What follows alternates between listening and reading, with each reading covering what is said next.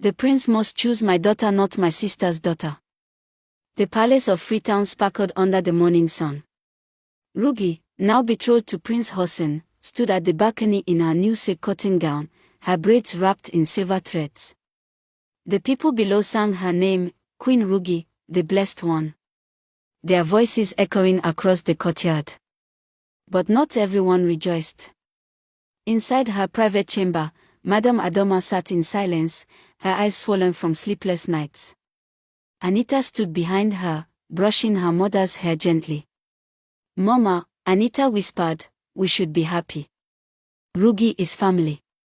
Adoma turned slowly, her voice heavy with bitterness. "Family," she said.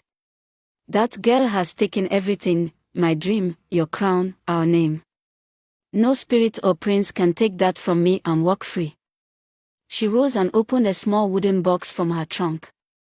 Inside was a charm, woven with red thread, cowrie shells, and a black stone that pulsed faintly. "She may have the prince," Adoma murmured, "but I will have her peace." That afternoon, Rugi walked through the palace garden. Butterflies hovered over bright flowers, and peacocks strode proudly near the fountain. Prince Hossein joined her, smiling. "Your beauty humbles the morning, my queen," he said softly. Rugi smiled shyly. "I am still learning what it means to be queen." The prince chuckled. "You already are one. The people see your heart. That is what crowns you."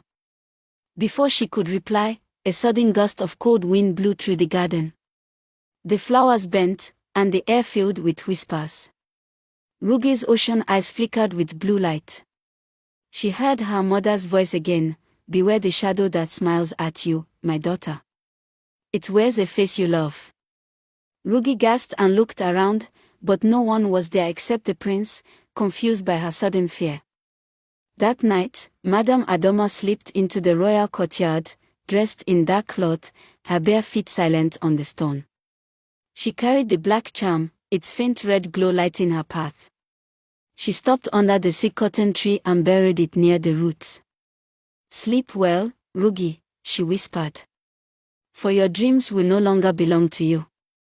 Lightning flashed across the sky, though no thunder followed. A pale mist rose from the ground and drifted toward the palace. Inside, Rugi lay in bed. Her body stiffened. Her fingers twitched.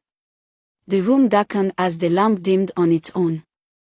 Her ocean eyes fluttered open, glowing faintly as if reflecting another world. She sat up slowly, her breath shallow. Shadows moved across the walls, forming faces, shapes, voices. "Who are you?" she whispered. From the mirror, Maria's spirit appeared, brighter and stronger than before. "My child," she said, "evil roots grow near the silk cotton tree. You must face it, or its poison will reach your heart." Rugi trembled. "But how, mother?"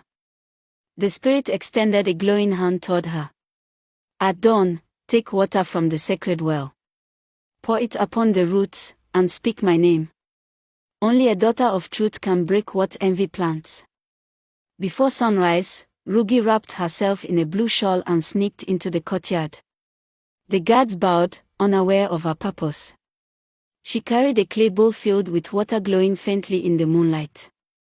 When she reached the silk cotton tree, she felt the ground pulsing under her feet.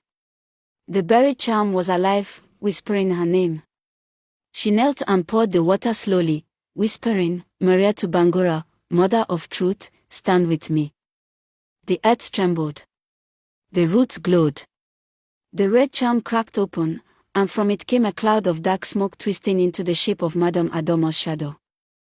Rugi stood firm, her braids rising as wind circled her. "I forgive you," she said softly.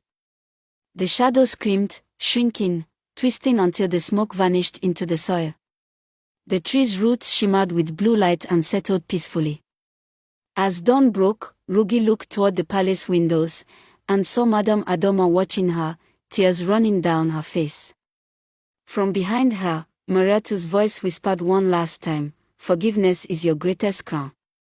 The morning sun rose bright and clean, and the drums of peace echoed through the royal city once more. To be continued.